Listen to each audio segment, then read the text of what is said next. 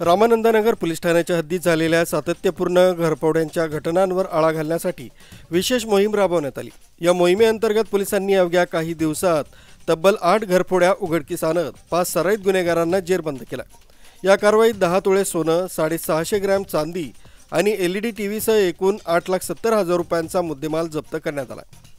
रामानंदनगर पोलिसांच्या हद्दीत वारंवार घरफोड्यांच्या घटना घडत असल्यानं पोलीस अधीक्षक महेश्वर रेड्डी यांनी विशेष मोहीम राबवण्याचे आदेश दिले।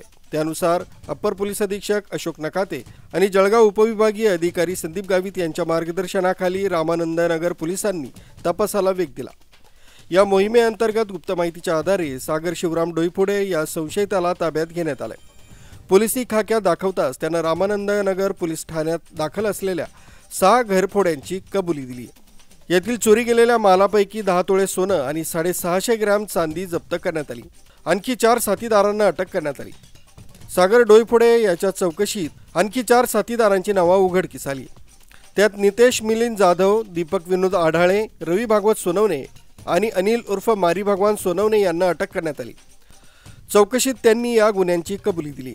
त्यांच्या ताब्यातून LED टीव्ही आणि अन्य मुद्देमाल जप्त करण्यात आला। जप्त केलेल्या मुद्देमालामध्ये 10 तोळे सोने अंदाजे किंमत 8 लाख रुपये, 650 ग्रॅम चांदी अंदाजे किंमत 60,000, LED टीव्ही आणि इतर मुद्देमाल अंदाजे किंमत 10,000 असा मुद्देमाल मिळून आला। ही संपूर्ण कारवाई पोलीस अधीक्षक महेश्वर रेड्डी, अप्पर पोलीस अधीक्षक अशोक नकाते आणि उपविभागीय पोलीस अधिकारी संदीप गावित यांच्या मार्गदर्शनाखाली करण्यात आली। प्रभारी अधिकारी पोलीस निरीक्षक राजेंद्र गुंजाळ यांच्या नेतृत्वाखालील पथकानं अत्यंत शिस्तबद्ध पद्धतीने तपास करून आरोपींना अटक केली आहे।